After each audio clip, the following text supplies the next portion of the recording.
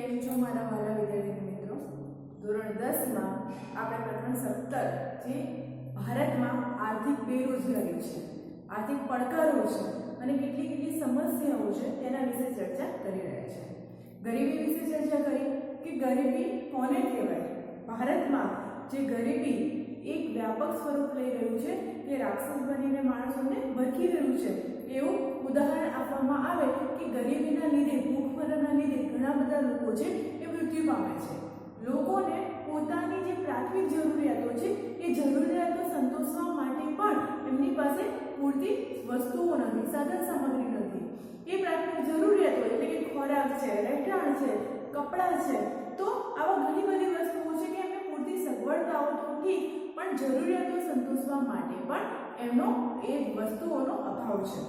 ગરીબી વિશે ચર્ચા કરી અને ગરીબીને નિવારવા માટે કયા કયા ઉપાયો લાવી શકાય. ભારત સરકાર દ્વારા ઘણા બધા ઉપાયો છે કરવામાં આવ્યા, ઘણા મહદઅંશે સફળ રહ્યા, ઘણા નિષ્ફળ રહ્યા. પણ જતી દિવસે ગરીબી છે એ ભારતમાં એ વ્યાપક દરે એનું પ્રમાણ છે એ વધતું જ જાય છે. ગરીબી વિશે ચર્ચા કર્યા બાદ આપણે બેરોજગારી છે એ બેરોજગારીનો પણ એક પ્રકારનો આપણે એ સમસ્યા છે એ સમસ્યાનો સામનો કરી રહ્યા છીએ. એવું કહેવાય છે કે ભારતમાં સાક્ષરતાનું પ્રમાણ છે એ સારું એવું વધ્યું છે. જેમ જેમ સાક્ષરતાનો દર ઊંચો આવ્યો છે છતાં પણ બેરોજગારી છે એ ઘટવાના બદલે વધતી જ ચાલી છે. એટલે એવું કહેવાય કે વ્યક્તિ દીઠ કોઈ વ્યક્તિએ સારું એવું શિક્ષણ પ્રાપ્ત કર્યું હોય, એ લાયકાત ધરાવતો હોય, છતાં પણ એ કામ કરી શકવા માટે સમર્થ હોય, પણ છતાં પણ એને કામ મળતું ન હોય. એટલે આવી વ્યક્તિ છે એ બેકાર બને છે, એને કામ જોઈએ છે પણ કામ મળતું નથી, તો એને કહેવાય બેરોજગાર. અહીંયા મેં તમને વ્યાખ્યા છે એ ટૂંકા મુદ્દામાં પોઈન્ટ ટુ પોઈન્ટ મેં તમને અહીંયા લખી આપી છે કે જેથી તમે એને સરળતાથી સમજી શકો અને યાદ રાખી શકો. તો બેરોજગાર કોને કહેવાય? તો જે વ્યક્તિ હોય એ પુખ્ત વયનો હોય. અને પહેલી શરત છે કે એ વ્યક્તિ પુખ્ત વયનો હોય. પુખ્ત વય એટલે શું? તો 15 થી 60 વર્ષની ઉંમર હોય. એટલે આ ઉંમર એવી છે કે વ્યક્તિ કામ કરવાની યોગ્ય સમજ અને લાયકાત ધરાવતો હોય. એ એટલું સામર્થ્ય એટલે એના શારીરિક રીતે પણ એટલો સમર્થ હોય. એ વ્યક્તિ કે જે કામની શોધમાં હોય, એ કામ કરવાની ઈચ્છા અને વૃત્તિ પણ ધરાવતો હોય. એને કામ કરવું છે, કામને શોધે છે, એટલે કે ઈચ્છા અને વૃત્તિ પણ ધરાવતો હોય અને બજારમાં પ્રવર્તમાન વેતન દરે એ કામ કરવા તૈયાર હોય. એટલે બજારમાં હાલ જે કામ માટે જેટલું વેતન આપવામાં આવે છે એવું નથી કે એને સામાન્ય કામ કરવું છે, સામાન્ય કોઈ કામ કરવા માટે એ ઊંચા દર માંગે છે. જે હાલ બજારમાં જેટલા દર માંગે છે, કોઈ મજૂર હોય તો એને તમે ખાડો ખોદવાના 100 કે 200 રૂપિયા આપો તો 1000-2000 માંગતો નથી, પણ જે હાલ બજારમાં ચાલી રહ્યા છે એ જ દરે એ કામ કરવા માટે એ વૃત્તિ ધરાવે છે અને આ કામની શોધમાં છે, છતાં પણ એને કામ મળતું નથી. તો આવા વ્યક્તિને બેરોજગાર કે બેકાર કહેવાય. આવો આપણે જોઈએ તો વ્યક્તિ પુખ્ત વયની હોય, 15 કે 60 વર્ષની એની ઉંમર હોય, બજારમાં પ્રવર્તતા વેતન દરે એ કામ કરવાની ઈચ્છા અને વૃત્તિ ધરાવે છે. એને કામ કરવું છે, યોગ્ય લાયકાત ધરાવે છે. જે તે કામ છે, બજારમાં ઘણા બધા કામો છે. આપણા જે જીવન જરૂરિયાતમાં તમે જોશો અને હાલ તમારા પરિવાર છે કે તમે દેશમાં પણ જોશો, કોઈ ડોક્ટર છે, કોઈ એન્જિનિયર છે, કોઈ નાનો કારીગર છે, કોઈની પાસે કોઈ આવડત છે, એક્સ્ટ્રાઓર્ડિનરી વર્ક કરે છે, એ કલાગુંથણ છે, ખેતી કામ છે, આવી ઘણી બધી પ્રવૃત્તિ સાથે અલગ ફિલ્ડમાં ઘણા બધા લોકો કામ કરે છે અને એ પ્રમાણે એ લાયકાત મુજબ એની એ પોસ્ટ છે એ લાયકાત એને મળે છે.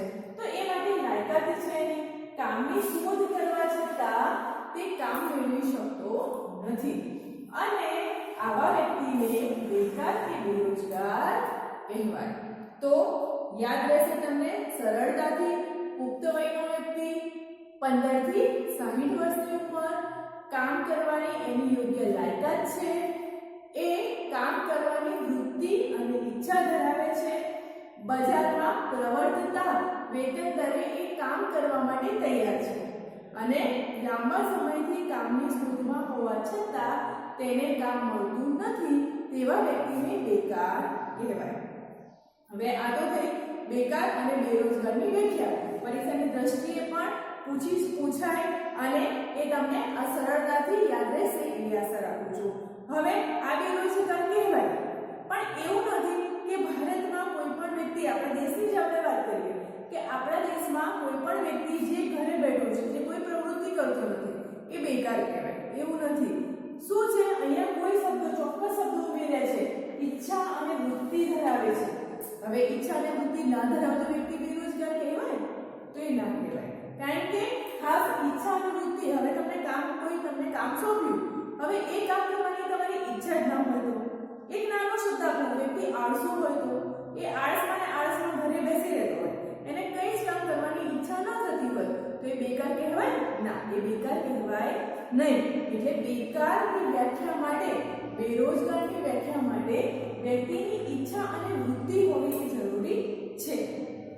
એટલે કે ગૃહિણી લઈ લો, કોઈ બાળક લઈ લો, કોઈ અપંગ હોય કે સામર્થ્ય ન ધરાવતો વ્યક્તિ હોય કે માનસિક રીતે વિકલાંગ કે અસ્થિરતા ધરાવતો વ્યક્તિ હોય, એ આળસુ પણ હોય, તો આવા વ્યક્તિને બેરોજગાર કહેવાય નહીં. કારણ કે એની કામ કરવાની વૃત્તિ નથી, એનો જે શારીરિક સામર્થ્ય છે કામ કરવાનો, જે એની શક્તિઓ છે એ શક્તિની મર્યાદા આવી જાય છે, એટલે શક્તિમાન નથી. એટલે ઘરમાં કામ કરતી ગૃહિણી છે, એ ઘર સંભાળે છે, માટે એ બહાર જઈને કામ કરી શકતી નથી. કોઈ આળસુ વ્યક્તિ છે કે જેને કામ કરવું જ નથી, તો આવા વ્યક્તિઓ છે એ બેકાર કે બેરોજગાર કહેવાય નહીં. એટલે બેકાર અને બેરોજગાર માટે વ્યક્તિની લાયકાત હોય, એને કામ કરવાની ઈચ્છા અને વૃત્તિ હોય અને બજારમાં પ્રવર્તતા વેતન દરે એ કામ કરવા તૈયાર હોય કે કામની શોધમાં હોય, એવો વ્યક્તિ છે એ બેકાર કે બેરોજગાર કહેવાય. આગળ જોઈએ આપણે બેરોજગારીના સ્વરૂપો કયા કયા છે. તો બેરોજગારીના સ્વરૂપો અલગ અલગ પ્રકારના છે, કે ઋતુગત બેકારી, માળખાગત બેકારી, ઘર્ષણજન્ય બેકારી. તો આવા બેકારીના સ્વરૂપો છે, એની અંદર શું છે, એની અંદર વિષય વસ્તુ શું છે, કે એ કહેવા શું માંગે છે કે આ બેકારી છે ઋતુગત, તો એ કેવી કહેવાય, એના વિશે આપણે સમજીએ. હવે ઋતુગત બેરોજગારી એટલે શું? તો ઋતુગત ખાસ કરીને એ ખેતી સાથે, કૃષિ ક્ષેત્રે એ સંકળાયેલી છે. એટલે કે ખેતીની અને સિંચાઈની અપૂરતી સગવડો છે, ટેકનિકલ જ્ઞાનનો અભાવ છે અને સાથે સાથે વરસાદની પણ અનિયમિતતા છે. એટલે કે કોઈ ઋતુ દરમિયાન બેકાર માણસ રહે, એને કામ કરવાની વૃત્તિ છે, એને ખેતર ખેડવું છે, એને પાક વાવવો છે, પણ વરસાદ પડતો નથી, એને સિંચાઈ માટે એને પાણી મળતું નથી, પાક ક્યાંથી થવાનો છે? તો એ સમયે એ કામ વગરનો બેસી રહે, એને ઋતુગત બેકારી કહેવાય. આગળ જોઈએ આપણે ઘર્ષણજન્ય બેરોજગારી અથવા તો ઘર્ષણજન્ય બેકારી. તો ઘર્ષણજન્ય જ્યારે જૂની ટેકનોલોજી હોય અને એની જગ્યાએ કોઈ નવી ટેકનોલોજી આવે, તો એ સમયે જે માણસો બેકાર બને છે, હું તમને સરસ ઉદાહરણની રીતે જો સમજાવું તો કોઈ કારખાનું છે, હવે એ કારખાનામાં કામ કરતા મજૂરો છે, તો કોઈ એવું મશીન આવ્યું કે જે 10 પેટીઓ બનાવે છે. એ જૂનું મશીન ચાલતું હતું, તો એની જગ્યાએ એ 10 પેટીઓ બનાવતું મશીન હતું, તો એવા અલગ અલગ 10 મશીનો ગોઠવ્યા હતા. એની અંદર 10 વ્યક્તિઓ એક મશીનમાં એક વ્યક્તિ બેસતો. ટૂંકમાં કહીએ કે એ એક મશીન સાથે એક જે કામદાર હોય એ એક મશીન સાથે એ 10 પેટીનું ઉત્પાદન કરતું. હવે શું થયું તો કે નવી ટેકનોલોજી આવી, એની જગ્યાએ નવું મશીન આવ્યું અને એની જગ્યાએ એક જ મશીન છે, એ કોઈ 50 બોક્સ કે 50 પેટીઓ છે એ બનાવી શકે છે. તો શું થયું, તો બાકીના જે 5000 એ બેકાર થયા. ટૂંકમાં નવી ટેકનોલોજી આવે છે, નવા યંત્રો શોધાય છે, એટલે એક વ્યક્તિ જે એક મશીન ઉપર 5 વ્યક્તિઓ કામ કરતા હોય, એ એક જ વ્યક્તિથી એ કામ પતી જાય છે. ફરીથી સમજાવો, કોઈ વ્યક્તિ કોઈ નવી ટેકનોલોજી આવે છે, બળદગાડીની વાત કરું, સિમ્પલ ખેતીની વાત કરું તો ખેતીમાં પહેલા બળદગાડું હતું, હળ વડે ખોદતા હતા. જ્યારે આપણે પાક લણવાનો હોય ત્યારે તમે જોજો બધા મજૂરો હશે એ લાઈનસર બેસે છે અને લાઈનસર બેસીને એ પાક છે એ લણવા માંડે છે, એ પાકને કાપે છે. ત્યારે એ ખેતરને એ જે પાક છે એને કાપવા માટે, એને લણવા માટે 10 મજૂરોની જરૂર પડે છે. હવે એની જગ્યાએ કોઈ નવું મશીન આવ્યું અને નવું મશીન લાવી દીધું માલિકે અને એ એક સાથે બધા પાકને લણી નાખે છે. શું થયું પરિણામ? તો કે એ 10 મજૂરો હતા એ શું બન્યા? બેકાર બન્યા. તો આવી બેકારીને કહેવાય છે ઘર્ષણજન્ય બેરોજગારી. આગળ જોઈએ માળખાગત બેરોજગારી. માળખાગત એટલે રૂઢિચુસ્તતા અને પછાતપણું. ઘણીવાર એવું હોય છે કે દીકરીઓને તો ભણાવાય જ નહીં, એમને તો ઘરકામ શીખવાડ્યા. તો આ શું છે? એક આપણી માનસિક છે, એ સમાજની માનસિક વિકલાંગતા છે કે માનસિક રીતે આવું એક વલણ ધરાવે છે કે આવું વસ્તુ આપણે ના શીખાય. તો કન્યા કેળવણીના સ્થાને કે દીકરીઓને ભણાવાય નહીં. હવે જ્યારે છોકરી મોટી થાય અને કામ કરવું હોય, એ કામની શોધમાં હોય, પણ એ યોગ્ય લાયકાત ધરાવતી ના હોય એટલે એને કામ મળે નહીં. તો આ માળખાગત કહેવાય. પરંપરા છે, અમુક પરંપરાથી ચાલી આવતી હોય તો આ અમુક જગ્યાએ હોય કે અમુક જગ્યાએ આવું કામ ના થાય, કે અમુક જગ્યાએ છે કે ના અમારી આ જે નવી ટેકનોલોજી છે અપનાવી નથી, તો જૂની માળખાગત પરંપરાને વળગીને રહે, રૂઢિચુસ્તતા અપનાવે, તો એને કહેવાય છે પરંપરાગત કે રૂઢિગત અથવા તો માળખાગત બેરોજગારી. આગળ આપણે જોઈએ પ્રચ્છન્ન કે છુપી બેરોજગારી. હવે પ્રચ્છન્ન કે છુપી બેરોજગારી કોને કહેવાય? તો ઉદાહરણ આપું કે દેખાતી રીતે એવું થાય છે કે કામ સરસ રીતે ચાલી રહ્યું છે, પણ એમાં ઘણા એવા છે કે એ લોકો બેરોજગાર બને છે. તો એવી જ બેરોજગારી પ્રચ્છન્ન કે છુપી કહેવાય. કઈ રીતે? જો એક આઈસ્ક્રીમની ફેક્ટરી છે, એક આઈસ્ક્રીમની દુકાન છે, સોરી ફેક્ટરી છે. હવે એ ફેક્ટરીમાં આઈસ્ક્રીમ બને છે, આઈસ્ક્રીમ બને છે, પણ હવે શિયાળામાં તો શું થશે? આઈસ્ક્રીમનું ઉત્પાદન ઘટી જશે. ઉનાળામાં એની માંગ રહેશે. બરફની છે, કોલ્ડ ડ્રિંક્સ છે, આઈસ્ક્રીમ છે, આ બધાની માંગ છે એ ઉનાળામાં ગરમીની ઋતુમાં વધારે હોય. એટલે ગરમીની ઋતુમાં આઈસ્ક્રીમનું પ્રમાણ, આઈસ્ક્રીમનું ઉત્પાદન પણ વધારે થશે અને એમાં કારીગરો પણ વધારે કામ કરતા હશે. હવે જ્યારે શિયાળો આવે એટલે આઈસ્ક્રીમની માંગ ઘટી જવાની, ઉત્પાદન પણ ઘટી જવાનું, એટલે અડધા કારીગરો હશે એને ઘરે બેસાડી દેશે. તો શું થશે? તો એવું કહેવાય કે કામ ચાલી રહ્યું છે, પણ અમુક લોકો છે એને લાંબા કે ટૂંકા સમય માટે એ સમય કામ વધારે નથી એટલે એમને નથી બોલાવતા. ઉનાળામાં કામ વધારે આપશે એટલે એમને બોલાવશે. તો એ પ્રમાણે કહેવાય છે કે કામ ચાલુ છે, પણ એ શું થાય છે? છુપી રીતે બેરોજગાર બન્યા. તેને પ્રચ્છન્ન કે છુપી બેરોજગારી કહેવાય. આગળ જોઈએ ઔદ્યોગિક બેરોજગારી. સેમ એવું કે ઔદ્યોગિક બેરોજગારી આપણે જો કોરોનાનો સમયમાં ઘણા બધા એવા છે કે જેમને નોકરીમાંથી છૂટા કરવામાં આવ્યા. તો ઔદ્યોગિક એકમમાં કામ કરતા જે લોકો છે એ ઘણીવાર એમના જે માલિક હોય છે એ ઔદ્યોગિક એકમ ચલાવતો હોય તો એને અમુક માણસોની જરૂરિયાત નથી હોતી અને એમને છૂટા કરે છે. એટલે આ ઔદ્યોગિક એકમમાં કામ કરતા જે કામદારો છે એને લાંબા કે ટૂંકા સમય માટે એમને છૂટા કરે છે. આ જે સમય છે કોરોનાનો સમય, તેમાં ઘણા લોકો એવા છે કે જેમને કે અડધા છે તો કે અમારે નથી જરૂર, કારણ કે કામ થતું, ઉત્પાદન એટલું થતું નથી, માંગ થતી નથી. તો 50 છે તો એમાંથી 25 જણાને જ રાખ્યા અને બાકીના 25ને પછીથી બોલાવવાનું ગયું અથવા તો ટૂંકા કે લાંબા સમય માટે એમને છૂટા કરવામાં આવે છે. તો એને કહેવાય છે ઔદ્યોગિક બેરોજગારી. આગળ આપણે જોઈએ શિક્ષિત બેરોજગારી. એવું કહે છે કે ભણેલા ગણેલા બેરોજગાર છે. શિક્ષિત બેરોજગારીમાં તમે ઘણા એવા જોયા હશે કે સારું ભણેલા, ગ્રેજ્યુએટ થયેલા હોય, MBA થયેલા હોય તો એ લોકો રિક્ષા ચલાવતા હશે. તમે પૂછજો ઘણીવાર ક્વોલિફાઈડ. એવું નથી કે ચલો ના ભણેલા, ઓછું ભણેલા હોય એ લોકો જ આવી રીતે ગાડી કરે કે રિક્ષા ચલાવે. ઘણીવાર કરિયાણાની દુકાન ચલાવતા વ્યક્તિ હોય છે એ MSc સાયન્સ કરેલા, ભણેલા, એવું સારું ભણેલા હોય છે, પણ એ ધંધામાં જોડાઈ જાય છે. તો આને કહેવાય શિક્ષિત. સારું એવું એ ક્વોલિફાઈડ છે, સારી શિક્ષિત લાયકાત ધરાવે છે કે એ ઓફિસરના પદ માટે પણ એ લાયકાત એની યોગ્ય છે. તો આવી રીતે શિક્ષિત એટલે આપણે અહીંયા એક દર નક્કી કર્યું છે, એક રેશિયો નક્કી કર્યું છે કે ઓછામાં ઓછું માધ્યમિક શિક્ષણ તો એને મેળવ્યું જ હોય. એટલે કે ઓછામાં ઓછું 10મા સુધી એ ભણ્યો હોય છતાં પણ એને કોઈ કામ કે ધંધો છે એ મળતું ન હોય. તો આવા વ્યક્તિને શું કહેવાય છે? શિક્ષિત બેરોજગાર. ભણેલો ગણેલો છે, એની કામ કરવાની યોગ્ય લાયકાત છે, કામને શોધે પણ છે અને એની ઈચ્છા અને વૃત્તિ છે અને આ ભણેલો ગણેલો વ્યક્તિ હોવા છતાં પણ એને કોઈ કામ મળતું નથી. તો એને કહેવાય છે શિક્ષિત બેરોજગાર. તો આપણે બેરોજગારીનો અર્થ અને બેરોજગારીના સ્વરૂપો વિશે સમજી ગયા. બેરોજગારીના સ્વરૂપો છે અને એનો અર્થ છે એ તમને પરીક્ષામાં પૂછાઈ શકે છે. તો ઈઝી છે, યાદ રાખો, સરળતાથી રહી જાય એવું છે. આગળ જોઈએ આપણે ભારતમાં બેરોજગારીનું પ્રમાણ છે એ કેટલું છે. અલગ અલગ સ્થાનમાં અલગ અલગ આંકડા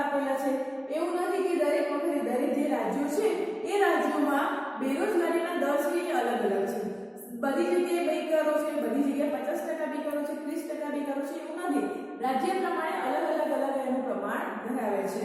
તો અહીંયા જોઈએ કે 2011 ની જે વસ્તી ગણતરી જ્યારે કરી એ સમયે જ્યારે આ બેરોજગારીનું માપ કાઢ્યું ત્યારે ટોટલ વિશ્વમાં 116 મિલિયન લોકો હતા એ બેકાર હતા અને કામની શોધમાં હતા કે જેમની ઉંમર 15 થી 24 વર્ષની એટલે કે યુવાનો હતા અને એ લોકોનો આંકડો જો કરોડમાં માપીએ તો 4.70 કરોડ લોકો છે એ ભારતમાં બેકાર હતા. આગળ જોઈએ તો 2013-14 ના આંકડા લઈએ તો બેરોજગારીનો દર હતો 5.4. ગુજરાતની વાત કરીએ ગુજરાત રાજ્યની તો દર હજારે 12 વ્યક્તિ છે એટલે કે 1.2% લોકો છે એ બેકાર હતા. એટલે ગુજરાતની વાત કરીએ તો દર હજારે 12 લોકો છે એ બેકાર હતા. શહેરી 2009 અને 10 માં જ્યારે વસ્તી ગણતરીમાં બેરોજગારીનો સર્વે કરાયો એ સમયે શહેરી વિસ્તારમાં લઈએ તો શહેરી વિસ્તારમાં દર હજારે 34 વ્યક્તિઓ બેકાર હતા. યાદ રાખજો 2009-10 માં શહેરી વિસ્તારમાં 1000 વ્યક્તિની જૂથ લો તો 1000 વ્યક્તિમાં 34 વ્યક્તિઓ છે એ બેકાર હતા, જ્યારે ગામડામાં 10,000 નું જૂથ લો ત્યારે 16 વ્યક્તિઓ છે એ બેકાર હતા. એટલે કે 1.6% કહેવાય એનો તાળો. તો એટલા પ્રમાણ બેકારીનું છે.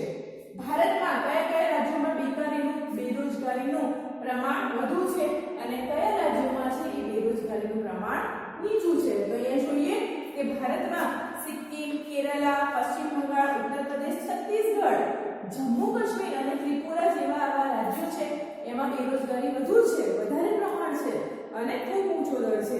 એટલે સિક્કિમ, કેરલા, છત્તીસગઢ એવું કે છત્તીસગઢ એમાં 36% બેરોજગારી કહેવાય છે એટલો આંકડો છે. છત્તીસગઢમાં સૌથી વધારે બેરોજગારીનું પ્રમાણ છે.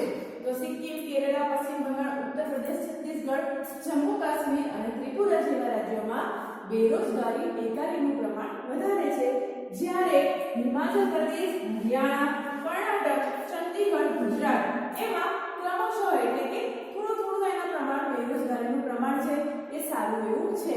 કોના આના પ્રમાણ એવું નથી કે રાજ્યોમાં બેરોજગારી નથી, પણ આ જે રાજ્યો છે એના કરતા સારું એવું પ્રમાણ છે. અહીંયા બેરોજગારી છે એ લોકો એમનું નીચું પ્રમાણ એટલે કે ઓછા લોકો બેરોજગાર છે. એટલે બેરોજગારીનું પ્રમાણ નીચું છે એવા કયા રાજ્યો? તો હિમાચલ પ્રદેશ, હરિયાણા, કર્ણાટક, ગુજરાત અને ચંદીગઢ. આગળ જોઈએ તો કે ભારતમાં એક અંદાજ મુજબ જ્યારે સર્વે કરાવ્યો ત્યારે ઉચ્ચ શૈક્ષણિક લાયકાત ધરાવતા 15% લોકો યુવાનો હતા. તમે વિચાર કરો, યુવાનોમાં પેપરમાં પણ ન્યૂઝપેપરમાં વાંચવાની તમને જો આદત હશે તો યુવાન જે શિક્ષિત બેરોજગારી, તો આવા જે યુવાનો છે એ 15% લોકો ભારતમાં છે એ બેકાર છે, કે જે લોકો કામની શોધમાં છે અને એમને કામ મળતું નથી.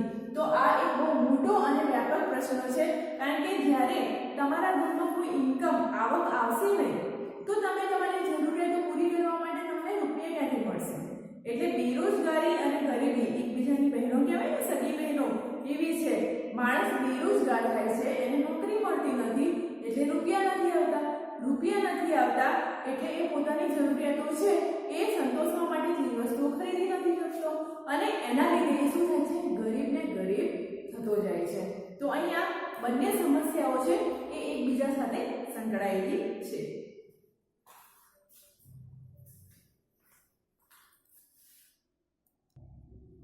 હવે આપણને એમ થાય બેરોજગારી તો છે, પણ બેરોજગારી શા માટે છે? એવા કયા કારણો છે કે જેથી બેરોજગારી વધતી જ જાય છે? તો મોટે ભાગે યુવા વર્ગ છે એ બેકાર છે. તો કેમ બને છે? એ કામ શોધે છે એવું નથી કે કામ જ નથી. માણસને જો કરવું હોય તો ક્યાંય ને ક્યાંય કોઈ પણ પ્રવૃત્તિ મળી રહે. તો આના કારણો કયા હોઈ શકે? તો મોટે ભાગે યુવાનોમાં સાહસનો અભાવ હોય છે. કોઈ કામ કરવું હોય, હવે બાર કોઈ સારી એવી નોકરીની એ શોધમાં હોય અને એ જ્યાં રહેતા હોય એનાથી અમુક કિલોમીટર દૂર જો અથવા તો કોઈ બીજા રાજ્યમાં એને કામ કરવાનું જવાનું હોય તો એ ત્યાં અટકી જાય છે. એટલે કે એનામાં સાહસનો અભાવ હોય છે. ઘણીવાર એવું થાય છે કે કૌશલ્ય આવડતનો અભાવ હોય છે. હવે તમારે કામ કરવું હોય પણ તમે કોઈ સાહસ કરવા તૈયાર ન હોય, કોઈ નોકરી તમને મળી ગઈ, તમે શોધો છો અને તમને સારી નોકરી મળી ગઈ. હવે એવું કહેવામાં આવે છે કે ફિલ્ડ વર્ક કરવાનું છે. હવે ઓછામાં ઓછા તમારે એવા રોજના 10 ગામો ફરવાના. કોઈ લોનનું હોય, લોન અપાવનારનું એવી નોકરી મળી અને ફિલ્ડ વર્ક કરવાનું થાય. હવે સામેવાળા વ્યક્તિને કહ્યું હોય કે જે નોકરીની શોધમાં છે એને કહ્યું કે રોજ 10 ગામો તમારે ફરવાના અને આ 10 ગામોમાંથી લોકોને સમજણ આપી અને એ લોકોને લોનની સમજણ આપવાની અને લોનની સગવડતા કરી આપવાની. આવું કામ હોય અને એ વ્યક્તિમાં સાહસનો જ અભાવ હોય. પહેલા થાય કે બાપરે રોજ 10 ગામો ફરવાના, રોજ આટલું બધું કરવાનું. હવે ત્યાં જ એ વ્યક્તિ પાછો પડે. એ પણ ક્યાંક ને ક્યાંક આવા ઘણા બધા કારણો છે એ બેરોજગારી બનવાના. એવું નથી કે કંઈ મળતું જ નથી. હા, એવું છે કે ઘણીવાર એવું હોય છે કે વ્યક્તિ કામના શોધમાં હોય છે. ઘણીવાર એને એવું થાય છે કે એને લાયકાત વગરનું જેવું તેવું કામ પણ એને કરવું પડે છે, કારણ કે એને આવક મેળવવાની છે, એને પોતાનું ગુજરાન ચલાવવાનું છે. પરંતુ મોટે ભાગે યુવાનોમાં સાહસનો અભાવ હોય છે, એમનામાં કૌશલ્ય, એમનામાં આવડતનો અભાવ હોય છે. ક્યારેક એવી સરસ તમે જોજો ઇલેક્ટ્રિશિયનને તમે જોજો કે સરસ રીતે ક્યાંકથી ક્યાંક સ્વિચ કે લાઇટ ઉડી ગઈ છે ચાલુ કરી દેશે, પ્લમ્બર પ્લમ્બિંગનું કામ કરી દેશે. તો એમનામાં એક જાતનું એક અલાયદું કૌશલ્ય છે જે આપણામાં નથી. તો આવા કૌશલ્યનો અભાવ હોવાથી પણ બેરોજગારી છે એ ઉદ્ભવે છે. હવે બેરોજગારી તો થાય છે પણ એને ઘટાડવી તો પડશે. સમસ્યા છે તો સમસ્યાનું સમાધાન શોધવું પડે. હવે ઘણીવાર આ બેરોજગારી વધતી જ જાય છે અને આના લીધે ઘણા લોકો હતાશ થઈ જાય છે. તમે જોયું હશે તો ઘણીવાર એવું સાંભળ્યું પણ હશે કે આ યુવાને આપઘાત બેકાર હતો ઘણા સમયથી એટલે આપઘાત કરી લીધો, ગળે ફાંસો ખાઈને જીવન ટૂંકાવી દીધું. તો આવા ઘણા બધા નેગેટિવ ન્યૂઝ હશે જે તમને માર્કેટમાં જોવા મળશે કે બેરોજગારી, બેકાર હતો, નોકરી છૂટી ગઈ, આ થયું તે થયું, કે જેથી એને આવી રીતે કર્યું. તો હતાશ થઈ જાય છે વ્યક્તિ. એના લીધે શું થાય છે, ઘણીવાર એ અસામાજિક કે ગેરકાનૂની પ્રવૃત્તિમાં પણ જોડાય છે.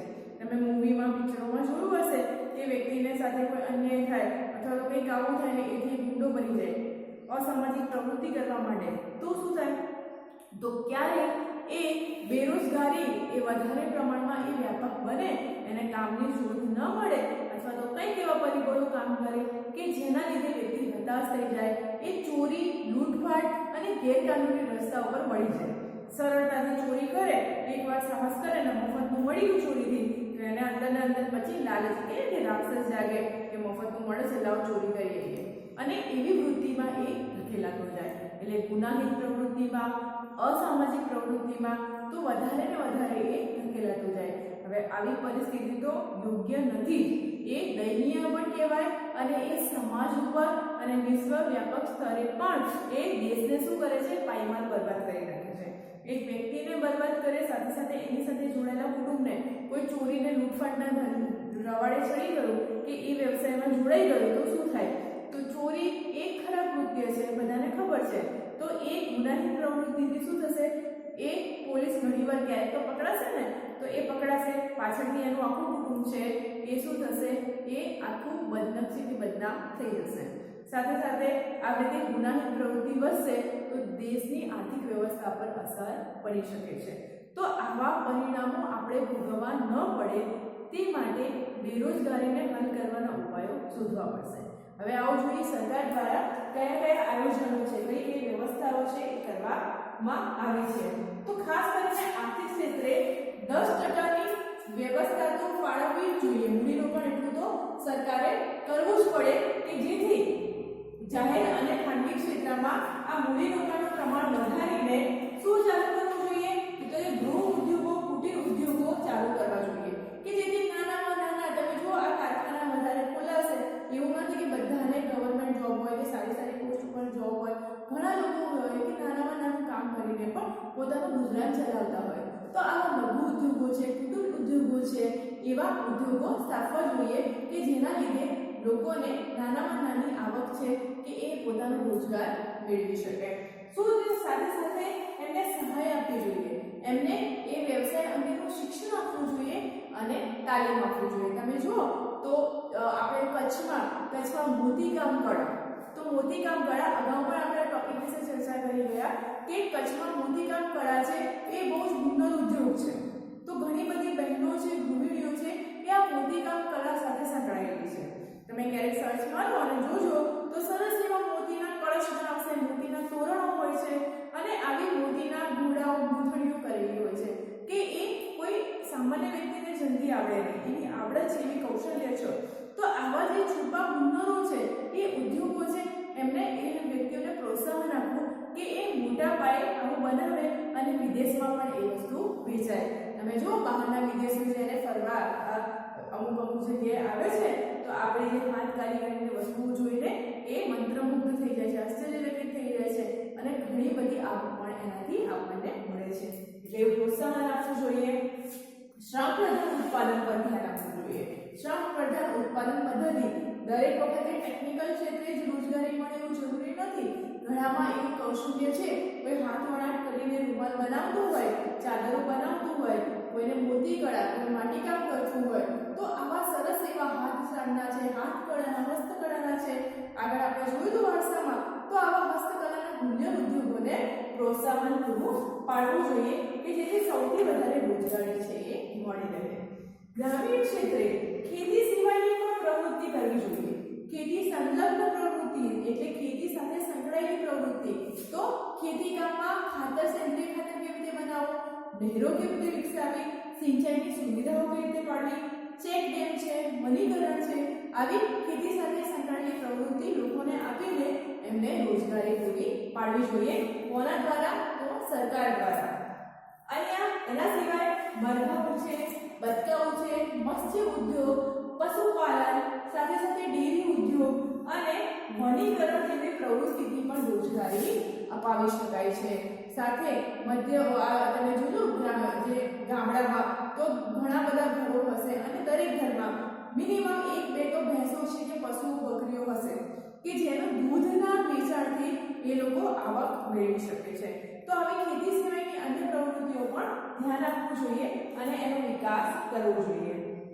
કૃષિ ક્ષેત્રે બાગાયતી ખેતી, સૂકી ખેતી અથવા તો બહુલક્ષી પાક એક સાથે 2 કે એનાથી વધારે પાક કેવી રીતે લઈ શકાય એની જ્ઞાન સમાન, સાથે સાથે ફળો અને શાકભાજીની ખેતીને પણ પ્રોત્સાહન આપવું જોઈએ.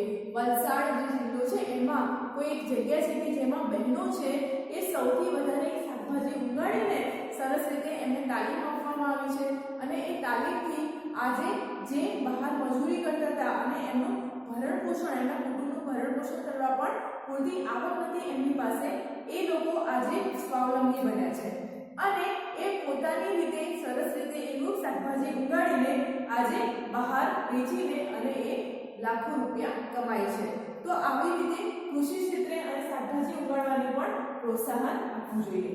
ગ્રામીણ ક્ષેત્રે છે માનવ વિકાસ કરવો જોઈએ કે ગામના લોકો છે એમની સુખ સુવિધામાં વધારો કરવો જોઈએ, એમને ઇન્ટરનેટની સુવિધા આપવી જોઈએ, બેન્કિંગની એટલે કે બેંકો દરેક ગામડામાં બેંકની સુવિધા હોવી જોઈએ કે જેથી લોકો પોતાની બચત કરી શકે, એમને માહિતી આપીને જાગૃત કરવા, એમનામાં શિક્ષણ તાલીમ ક્ષેત્રે કૌશલ્યનો વિકાસ થાય એવા તાલીમ કેન્દ્રો, લાઇટ બિલની સુવિધા, જે લાઇટ આપવાની હોય છે, સ્ટ્રીટ લાઇટની સારી એવી સડકો બાંધકામ કરી આપવું જોઈએ.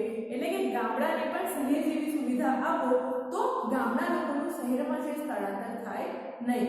એટલે ગ્રામીણના વિકાસની પ્રવૃત્તિ છે એ પણ કરવી પડશે. એના લીધે શું થશે તો કે ગામડાના જે લોકો છે એનું જીવન ધોરણ છે ઊંચું આવશે, શહેરના લોકો જેવું થશે અને એમના સ્વાસ્થ્યમાં, એમના આરોગ્યમાં સુધારો થશે, રોજગારીની તકો વધશે તો એમના ઘરો છે, એમના રહેઠાણો છે, એમના ખોરાક છે એ બધા ઉપર સારી એવી અસર થશે અને પરિણામે છે એ પરિણાત્મક અને ગુણાત્મક છે એમાં સુધારો થશે. શિક્ષિત યુવા બેરોજગારીમાં ઘટાડો કરવો પડશે અને એ ઘટાડો કરવા માટે એમનામાં કૌશલ્યનો વિકાસ, શિક્ષણનો વિકાસ છે એવી તાલીમ છે એવા તાલીમ કેન્દ્રો સ્થાપવા પડશે. સાથે સાથે આપણે જોઈએ છે આઈટીઆઈ નું નામ સાંભળ્યું છે તો એમાં અલગ અલગ ટેકનિકલ છે અને એવા શૈક્ષણિક કાર્યક્રમો છે કે એવી કોઈ તાલીમ છે એવા અભ્યાસક્રમો ઉમેરીને લોકોને શું કરવું પડશે, એવી એ જે માંગ છે, ઇલેક્ટ્રિશિયનનો કોઈ ધંધો કરે છે તો એને ઇલેક્ટ્રિકના વ્યવસાય લગતું એને માર્ગદર્શન આપો, એને તાલીમ આપી, એને શિક્ષણ આપો કે જેથી એમાંના કૌશલ્યનો વિકાસ થાય. તો એવી તાલીમ આપવી પડશે. સાથે ઔદ્યોગિક વિકાસની સાથે સાથે એમનામાં જ્ઞાન, સમજ અને ઉત્સાહ વધે અને એમની કાર્યક્ષમતા વધે એવા કોઈ યોજનાઓ છે એવી યોજનાઓ અમલમાં મૂકવી પડશે. તમે સમાચારમાં સાંભળ્યું છે ન્યૂઝમાં તો કે આટલા બાળકે આવું સરસ સોલાર મશીન બનાવ્યું, સૂર્યની ઉર્જાથી ચાલતી બસ બનાવી. તો આવી સંશોધનો લોકોમાં સંજોગોમાં થાય, એમની બુદ્ધિનો વિકાસ થાય અને એ બુદ્ધિનું જ્ઞાન છે એનો લાભ આપણને પણ મળી રહે, તો એવી યોજનાઓ, કઈ કઈ યોજનાઓ છે તો કે skill India, digital India, make in India, આવી યોજનાઓ છે. એ યોજનાઓ દ્વારા લોકોને છે પ્રોત્સાહન પૂરું પાડવું પડશે. સાથે શું થશે, નવા સંશોધનો થશે અને સંશોધનો થવાથી આપણને એટલો મહત્તમ લાભ છે એ મળી શકશે. અને આપણા દેશમાં સંશોધન થશે તો આપણને એવી, અત્યારે તમે જો વેકેન્સી ચાલતી છે કે એવા ઘણા બધા ભારતના યુવાનો છે કે એમણે સારી એવી શોધો કરી છે, તો સરકાર દ્વારા એમને પ્રોત્સાહન આપીને એના લક્ષી એ દિશામાં એમને રોજગારી છે પૂરી પાડવી જોઈએ. સાથે સાથે ટેકનિકલ સંસ્થા, યુનિવર્સિટીઓ, કોલેજો અને એવું જે આપણને સામાન્ય જે અભ્યાસક્રમથી જ્ઞાન તો આપે છે, પણ એની સાથે સાથે એને ટેકનિકલ જ્ઞાન અને એવા કોર્સમાં એવા વિષયો પણ ઉમેરવા જોઈએ કે જેથી વિદ્યાર્થીઓ જ્યારે એમની તાલીમથી એ કેળવાય અને એમને રોજગારી મેળવવામાં સહાયરૂપ બને. તો એવા અભ્યાસક્રમ ઉમેરવા જોઈએ.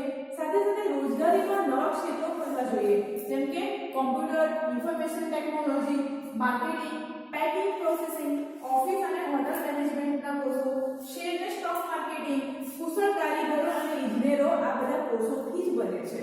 એટલે ઇન્ટરનેટની અત્યારે જો બધા તમે સાંભળ્યું છે હેકિંગનો કોર્સ કરે છે, પછી ડેટા એન્ટ્રી ઓપરેટરનો, પછી પેલો ફોટોશોપનો, તો ઘણા બધા કોમ્પ્યુટર ક્ષેત્રે જે ઘણા બધા કોર્સો છે કે જે કરવાથી, જેની તાલીમ મેળવવાથી રોજગારી છે એ યુવાનોને મળી રહે છે.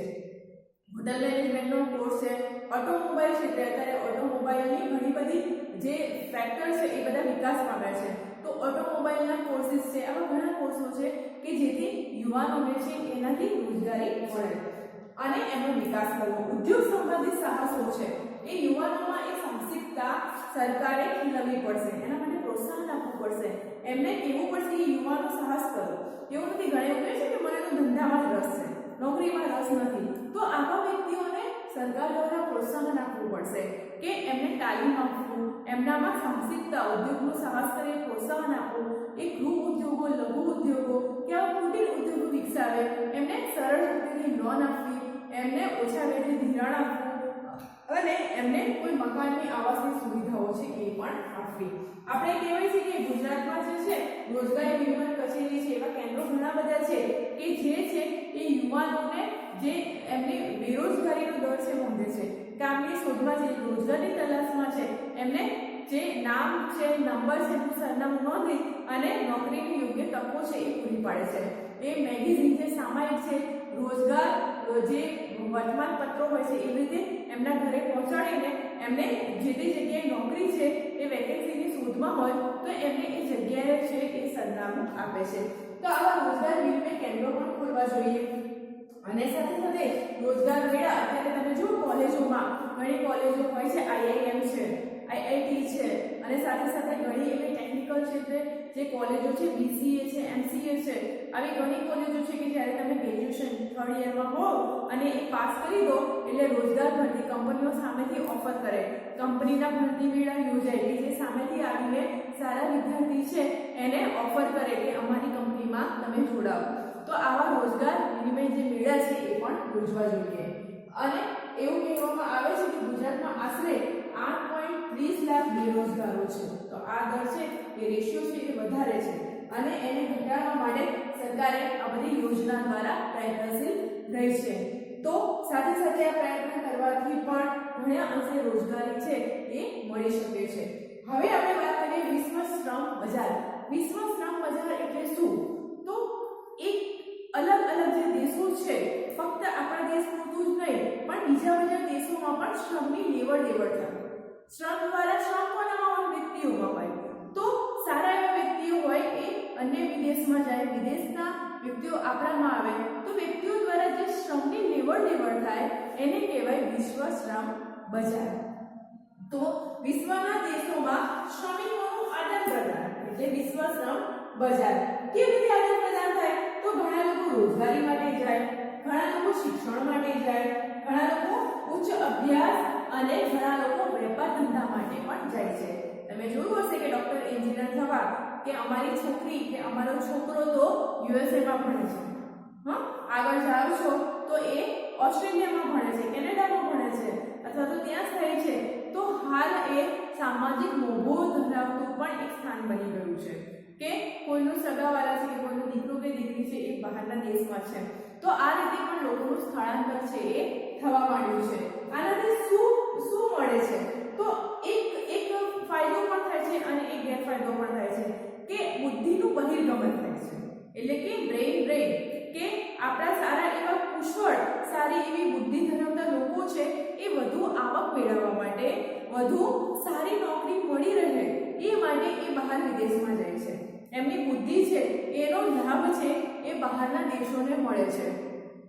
તમે સાંભળ્યું હશે કે આ કોઈ પદે સારા એવા ઉચ્ચ પદે છે કે નાસામાં આજે કોઈ પણ શોધ્યું છે ઉપગ્રહ કે આવું કોઈ નિર્માણ થયું છે સેટેલાઇટનું, તો આપણા ભારતીય મૂળના જે આ વ્યક્તિએ છે એણે આ શોધ્યું છે, તો હોય એ ભારતીય પણ એનો લાભ કોને મળે છે? વિદેશની સંસ્થાઓને કે વિદેશના લોકોને. તો શું થાય છે કે સારી એવી બુદ્ધિનું બહિર્ગમન થાય છે. તો એક ગેરફાયદો થયો. ફાયદો કયો થયો? તો કે બહારના લોકો જે વિદેશમાં જાય છે એ સારું એવું ત્યાંનું વિદેશનું નાણું છે એ કમાઈને આપણા દેશમાં મોકલાવે છે, એમના સગાવાલાને મોકલાવશે અથવા તો પોતે આવશે વર્ષ 2-4 વર્ષ કમાઈને, તો એવું સારું એવું જે રૂપિયા છે એ બહારનું વિદેશી ચલણ છે અહીંયા લઈ આવે છે. તો દેશમાં વિદેશી ચલણની સુવિધા છે કે સમસ્યાઓ છે ગુંડિયામણ, વિદેશી ગુંડિયામણ બહારના, આપણે જ્યારે આપણા દેશમાં કોઈ વસ્તુ ખરીદવી હોય તો આપણે રૂપિયા આપવા પડે, એવી રીતે બહારના દેશોમાં આપણે જ્યારે વિશ્વ બજારે વિશ્વ સ્તરે આપણે કોઈ લેવડ દેવડ કરવી હોય તો આપણે વિદેશી ગુંડિયામણની જરૂરિયાત પડે અને એના લીધે આપણને વિદેશી ગુંડિયામણની સમસ્યાઓ છે એ કંઈક અંશે હળવી બનશે, કારણ કે વિદેશથી વસતા લોકો હશે એ વિદેશી ચલણ ત્યાં કમાશે અને અહીંયા લાવશે એટલે આપણે વિદેશી સમસ્યાઓ છે, વિદેશી ચલણની કે વિદેશી મૂલ્યાંકનની સમસ્યાઓ છે એ કંઈક અંશે હળવી બનશે. તો અહીંયા આપણો આ ટોપિક છે એ પૂર્ણ થાય છે, આપણો પાઠ પૂર્ણ થાય છે. તમારે સ્વાધ્યાયના પ્રશ્નો લખવાના છે, એના જવાબો સાથે મૌલિકતાથી આન્સર આપજો એવી આશા